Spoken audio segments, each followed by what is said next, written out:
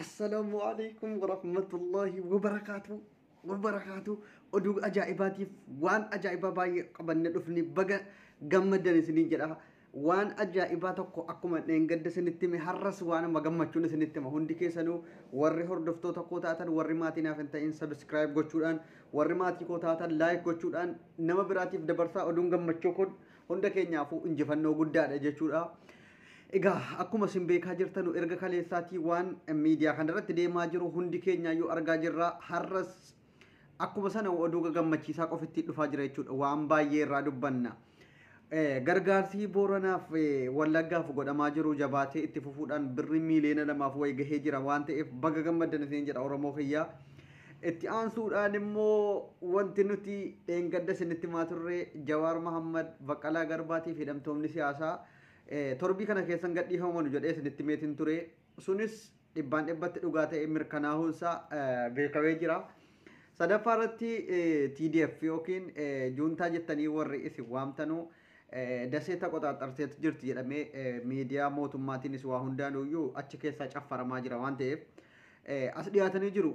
Warri keenya eessa jiru jedhanii gaafii gaafachuudhaan Dr. Henook Gabbisaadha. Qeeqa hamaatuyyuu miidiyaa kanarratti irratti banamee jira jechuudha.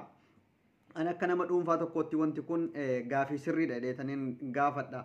Maaliif Henook Gabbisaadha nama Oromoo tokko aktiivistii Oromoon qabdu tokko jabaa Oromoo tokko TDF Maqalee hin seentootu jedhamu Maqalee seentee Bahardaariin dabarfattee Dasee dhuftee amma karaa Shawaaroobiitti as deemuudhaaf torbii tokko qofittiidha jettee jala murtee jirti. Waan jette qaamaan argisiisaa jirti.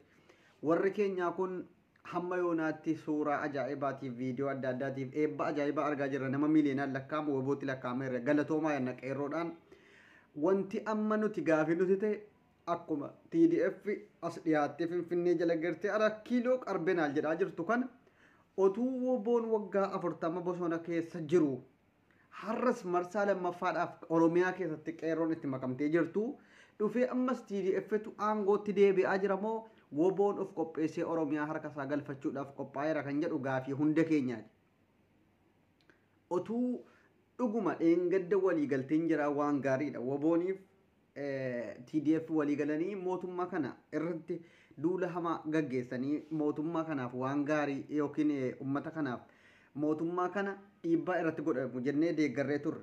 Amma hoo gaafa dhufamee wanti hariin mootummaa harkaa dhumatee jarri dhufanii Finfinneetti ammas marsaa lammaffaadhaaf aangootti ol deebi'uu jedhanu yeroo kanatti Oromoon nuti Oromiyaadhaaf jirra jechuu hin qabu. Woboon nuti Oromiyaadhaaf jirra isin intini tikfadhaa jedhee aangoo waliin hirachuu irratti akkamitti walii galaa jirudha. Maqaan kan na dhibaa jiru yeroo dhiyootti hidhamtoonni Shawaaroobiitti hidhamanii jiran hidhamtoonni siyaasaa Oromoodhaan ni hiikama jedhamee eegamaa jira. Hin bahu jedhamaa jira. Akka odeeffannoo keessaan qaqqabaa jirutti torbii tokkoyyuu hin danasa jedhamaa jira. Akka Geetaachoo Raddaa jedhaa jirutti xumurree jirra jedha. Garuu ammallee ajajoota waraanaa warra akka Tsaadiqaan Gabra Madiin ajajoota waraanaa TDF'n ajajni ammallee kennamaa deema akka waraanaatti tasgabbaahuudha qabnaadha malee nuti xumurree jirra 4 kiiloo seenuudhaaf wanti nu daangessu jedhamaan jiru. Amma wanti kana kaaseef Henook Gabbisaadha TDF desee qabattee jirti warri kaan hoo jedhee gaafate. Kun gaafii Oromoon hundi gaafataa jiru. Akka argaa jirutti gargaarsi tumsii wanta riin godhamaa jira woboodhaaf. Maaliif akka Oromiyaa woboor kagaltuuf ammas deebitee TPLF'n jala akkasiin hin seenneedhaaf. Kanaafuyyuu gaafii kana Oromoon hundi callisuu utuu hin taane yeroo kanatti woboonis as Finfinnee jalatti as siquu qaba. Finfinnee jalatti as siqee gaafa intini jedhan wajjiniin 4 kiiloo seenuus yoo ta'e walqixa seenuudha. Achirratti aangoo hirannaa irrattis ta'ee abbaan waliigalteedhaan waan godhamuu qabu eenyu Oromiyaa bulchuu akka qabu Finfinneen eenyuun akka hoogganamuu qabdu gaafas murteen murtaa'uu qabaadha gaafiin keenya. Akka heera biyyattiitti Oromiyaan kan Oromooti waan taateef TPLFs akka ergasiitti qophaa ofii aangoo dhuunfatee bulchootu hin taane woboon akkuma durii yoo bosonatti deebi'e ammas TPLF morma yoo ta'e qabsoon woboon waggaa 40 godhe bu'aa buusaa hin jiru jechuudha. Yoommoo amma carraa kanatti fayyadamee aangoo waggaa meeqaaf irraa fagaatee bosonatti ONG jedhamee dhiibamaa ture har'a shanee jedhamee arrafamaa jiru kan harka isaa galfatee Oromiyaa harka ofii galfatee bulcheenuu argisiise dhibbaan dhibbatti faana jirra. Ammas duudubbatti hin harkifatinaadha gaafiin Heenok Gabbisaa gaafate anis akka kootti nan gaafadha isin hariinuu gaafii keessan. Akka argaa jirtanutti leenjitoota Oromoo qeerroo Oromoo baay'eetu eebbifamaa turan.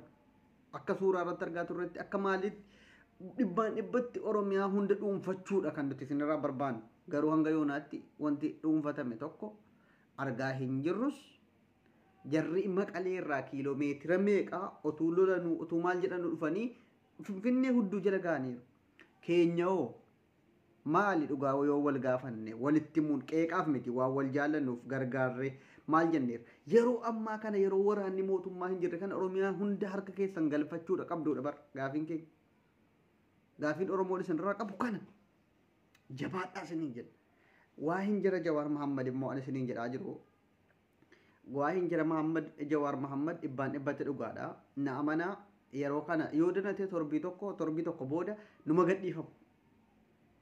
Jaallattanii jibbitanii Jawaar Mahammad gabbahee aqxaachaa Oromoo harkaa badee jiru kana silaa Jawaar Mahammad yeroo kana utuu bakkee jiraate tartiiba waan Oromoon gochuu qabu yeroo kanatti yeroo TPLF dhuftee Finfinnee jala geesse 4 kiiloodhaaf dhiyaattu kanatti silaa waan godhamuu qabu Jawaar Mahammadtu Oromoodhaaf karaa kaa'aa ture.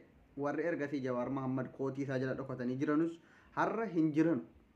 Waa tokko namni gabbahee Oromoodhaaf karaa kaa'e akkana gochuu qabna jedhes hin jiru.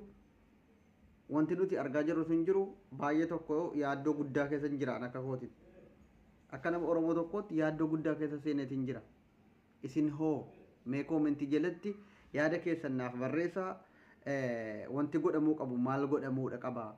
Gaafiin amma Heenok Gabbisaa gaafate kun sirriidha moo sirrii miti jettanii yaaddoo yuutuubii kana warri hordoftanu callistanii dhaggeeffatanii ba'utu hin taane yaada keessan kan uummanni irraa barachuu danda'u koomentii jalatti nuuf ka'a. Isin akka Oromoo tokkootti yaadni keessan maali? Maal yaaddu? Dhuguma gaafachuu hin qabnu cal jenneetuma ammas bosonuma ta'anii mootummaa dhufaa darbaa mormaa bosona keessa ta'anii maqaan sababa jaraatiin shaneedha jedhamee amma namni nagaan meeqatuyyuu qoraattii irra deemsifamee ajjeefamaa jira. Bara wayyaaneen biyya bulchitu Ooneg jedhamee Oromoo meeqatu ajjeefamaa ture. Ammas yoo ka'ee wayyaaneen aangootti deebite sababa maqaan bosona waraanne Oromoodhaa bosona jiru kanaaf Oromoon bira ajjeefamuu qabaadha. Ajjeefamuu hin qabu aangootti ol bahee waan itti waggaa 40 fayyaa falmaa ture kana argatee Oromoorree bilisoomsuu qaba. Dhibbaan dhibbatti kan Oromoon abdiirraa qabu jara waan ta'eedhaaf. Kana hin ta'u taanaan ammas wanti qabsaa'ameef wanti qeerroon itti dhumee waggaa 3 kana keessa isa waggaa 27 caala daguugameef bu'aa tokkoon argatuudha. Gaafiin kun sirriidha moo sirrii miti waliin laalla. Isin hoo eessa jirtu? Galatooma. Laayikii godhaa ulfaadhaa.